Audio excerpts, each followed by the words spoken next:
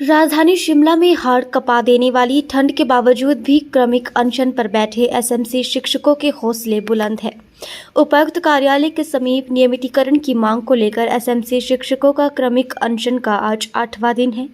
शिमला में शनिवार को बर्फबारी के दौरान भी शिक्षक धरने पर डटे हुए हैं। उनकी रजाइयां तक बर्फबारी और बारिश में गीली हो चुकी हैं।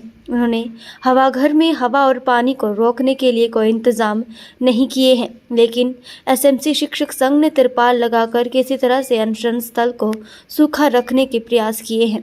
शिक्षकों का साफ तौर पर कहना है कि जब तक नियमितीकरण की मांग पूरी नहीं हो जाती, बर्फबारी और कड़ाके की सर्दी भी उनके आंदोलन की गर्मी को पस्त नहीं कर सकती।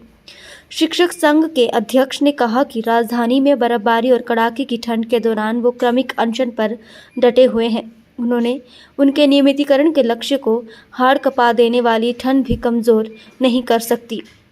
उन्होंने कहा कि काफ़ी लंबे समय से उनकी एक मांग है कि नियमितीकरण, जिसको लेकर उन्हें क्रमिक अनशन पर बैठना पड़ा।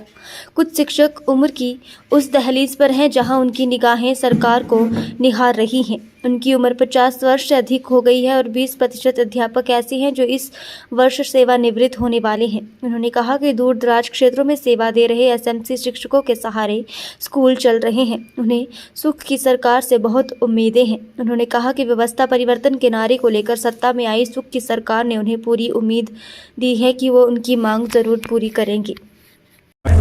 सर्द रातें हैं सर, यहाँ पे कई बार जो है बर्फ़ हवा से अंदर आ रही है, रज़ाई हमारी गिल्ली हो रही है, परंतु हमारे जो अध्यापक साथी यहाँ बार बार आ रहे हैं, उनका एक ही लक्ष्य है नियमितीकरण। हमारे ऊपर परिवार का अब बोझ जैसे जैसे अब हम भी देख रहे हैं, आप बुज़ुर्ग होते जा रहे हैं।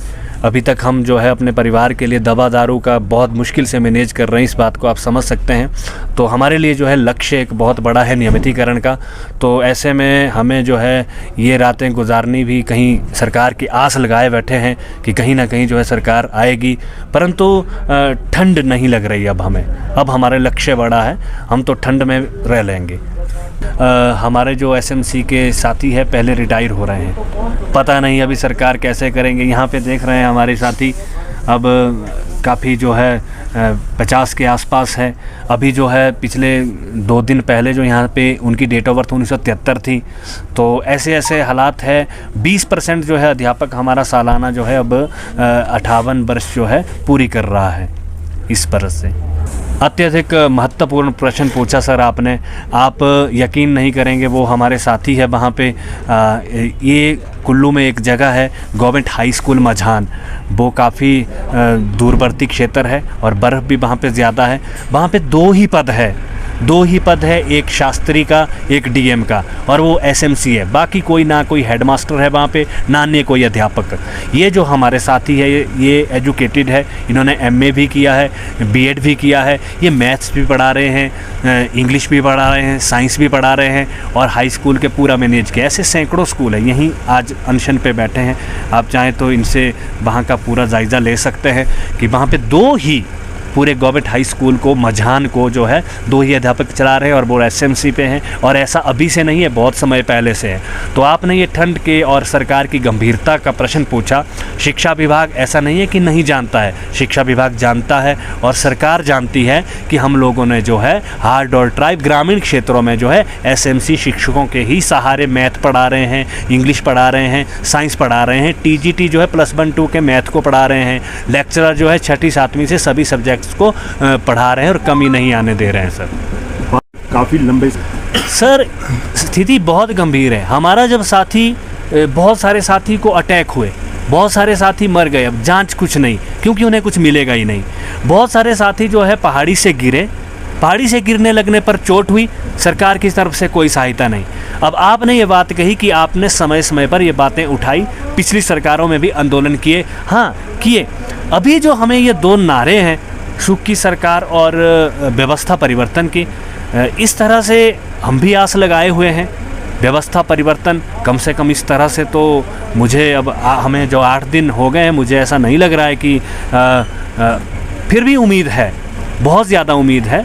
ये किसी ने ऐसे ही नहीं नारा लिखा है, इसके पीछे बहुत सारी चिंतनीय बातें हैं। सुख की सरकार, और हाँ, अगर सरकार हमारे लिए निर्णय लेती है, आज ही ठोस निर्णय लेती है, बात करती है, तो हम तो सरकार के बहुत धन्यवादी होंगे। उम्मीद तो बहुत ज़्यादा है सर, उम्मीद बहुत ज़्यादा है, बहुत ज़्यादा उम्मीदें हैं सर, बहुत ज़्यादा, और बहुत जल्द ये हमें नियमित करेंगे। अगर आगामी रणनीतिक कक्षाओं के बहिष्कार की है, आपने यहाँ पे कवरेज की, हमारी महिलाएं साथी यहाँ पे आई। अब ठीक है, हम नौकरी हमें निकाल दो, या तो अंदर कर दो या तो फिर बाहर कर दो। अब यही है सर, क्योंकि हमारा जीवन जो है बुढ़ापे की ओर अग्रसर है। अब हमने महत्वपूर्ण जीवन जो है शिक्षा में दिए हैं। अगर ये सब मजाक है तो हमें ये इस तरह की जॉब नहीं करनी है। ये हमारी अंतिम वो है। बड़ा, क्योंकि हमारे साथी रह नहीं पा रहे हैं घरों में, क्योंकि यहाँ पे क्रमिक अनशन क्रमानुसार लोग यहाँ पे बैठ रहे हैं। वो कह रहे हैं हमने शिमला आना ही है। आप देख रहे हैं मौसम को, इस हिसाब से भी अधिकतर जो अध्यापक है वो दूरवर्ती क्षेत्रों में है, तो हम नहीं चाहते हैं कि वहाँ से जो है अधिकतर अध्यापक जो है जान को जोखिम में डालकर यहाँ आए। और अगला स्टेप हमारा कक्षाओं के बहिष्कार और पेन डाउन का ही है।